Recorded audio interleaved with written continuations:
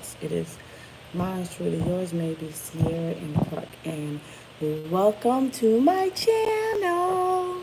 This is an intentional space, an intentional heart space. It is, right? And a space that we intentionally, deeply share some of those things that are on our heart, some of those things that are in our way, some of those things that are fighting us that we can't see but can feel them, and we want to recover from them, right? Let us not keep making the same mistakes over and over again. I don't know about you, but I'm ready for a different experience. I'm ready for a different lived experience. And a wise person once said to me, dream so big that you scare yourself. And let me tell you what happened when I do things afraid. When I do things afraid, I get to do the very thing that I want to give us the opportunity. The very reason why I come here as often as I do when I can is to give us the opportunity to R.D.I. Yes, giving you the opportunity. Dreaming so big that you scare yourself gives you the opportunity to R.D.I. What is R.D.I? Thank you for the person in the back who asked the question. R.D.I is recover, discover, and empower. Now, I don't spell empower the way we were taught how to spell it in school. Why? Because my channel is rated U. What is rated U? Thank you for the other person in the back for asking. Rated U is unconventional. We have disrupted all those traditional things that we were taught how to do that no longer serves us. So I am in the of unconventionality, if that's a whole word, right? I'm in the beauty of doing things unconventionally. So not only this channel is a heart space, but it is a unconventional space to help you intentionally to do something different. If you notice this book that I was holding up, this is a book that we're going to be coming from today. And so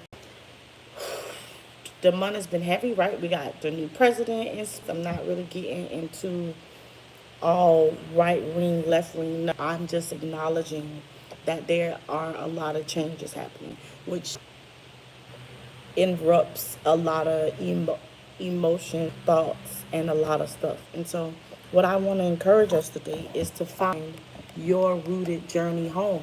What does that look like for you? What that looked like for me is that I needed to check in with my little self. You see this little face? Check in with my little self, because I had encountered so many things that was taught to me because of tradition, or taught to me because it's the only thing my parents knew, or the people who were raising me. I had I'm in foster care because my mom and dad were not around, so they were not the very people in my upbringing.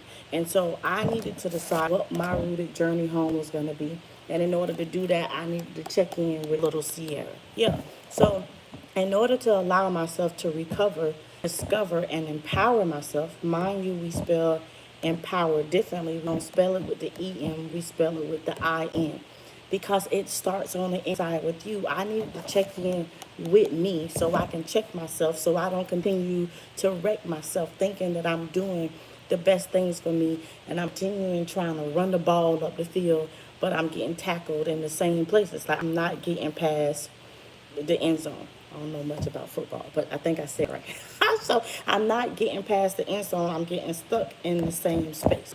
And so what do I want to do? I wanted to recover. I wanted to do something different. And so then I needed to figure out who was teaching me.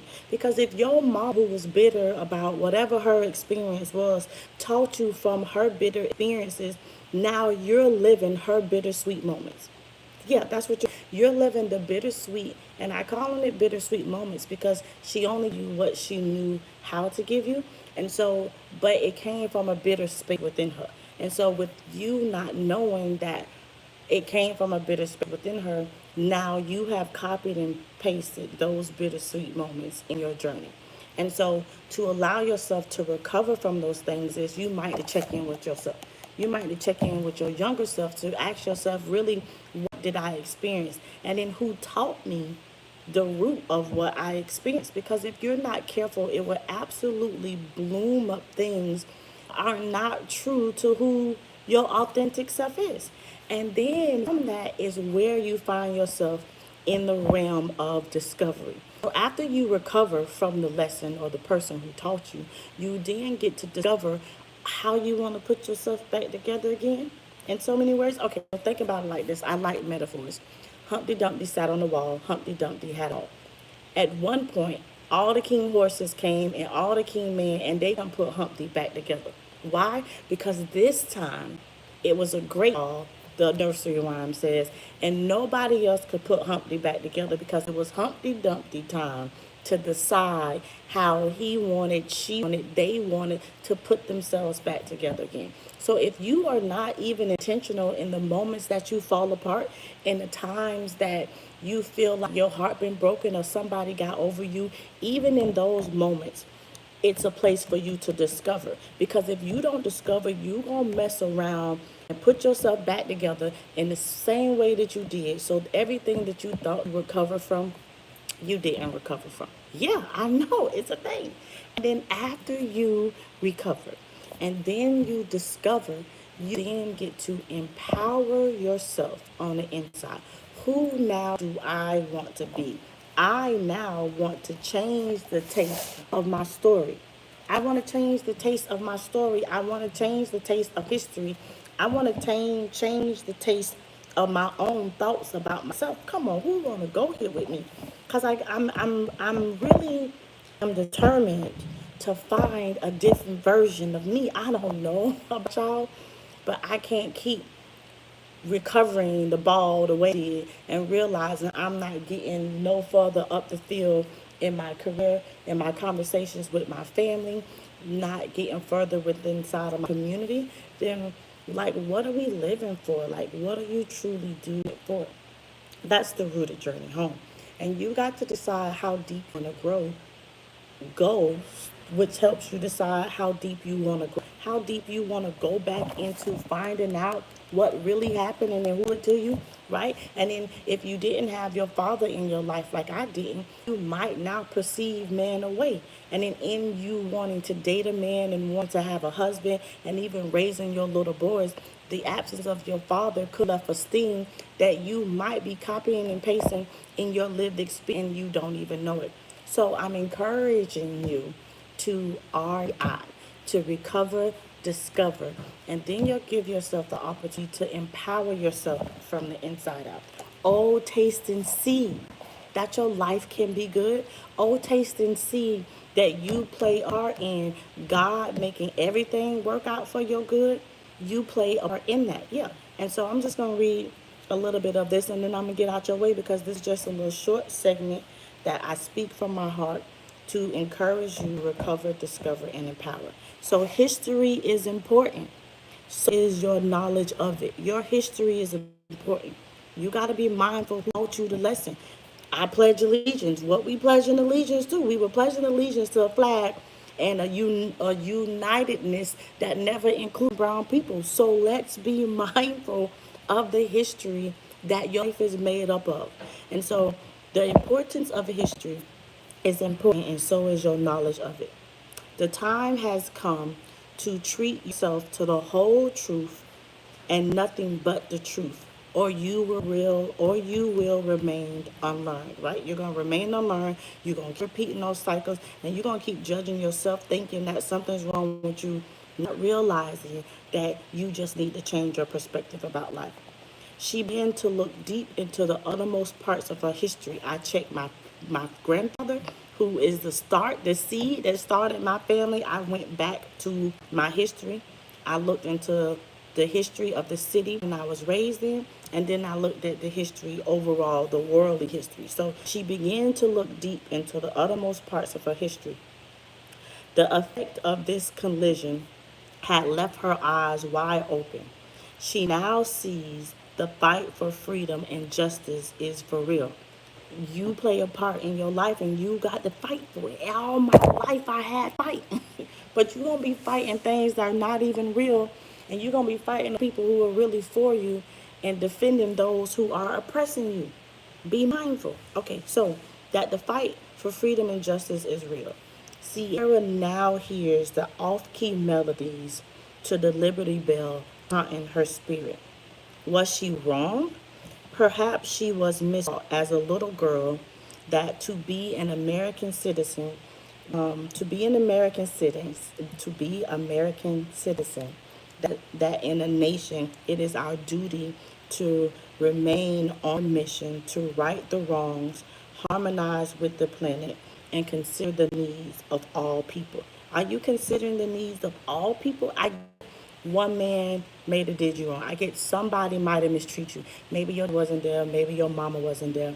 It's my lived experience too. But don't mean all men are not any good. I'm a divorced. I've been divorced. My husband decided to divorce me. But guess what? I still have faith in man. My father didn't bother, but I appreciate a man, right? My mom wasn't actively there to teach me about much of anything, but I can still see my reflection in her. And so, is your lived experience about the need of all? Because we still have to consider every person. I'm just saying, we have a role to play in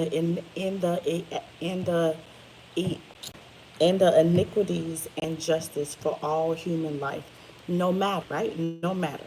And so it is time to unglorify the struggle that you think that your best, most magical life is all about money, because it's not. Your life, you need more than just money in order to have a sustainable quality of life. Yeah, just like a plant.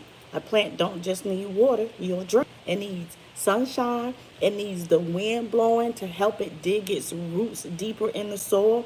Some stuff was necessary. Don't for one way to live, be able to adapt, and you can use all those things. So it's time that we unglorify the struggle, the oppressor, and the hunter, and destroy the inferior mindset.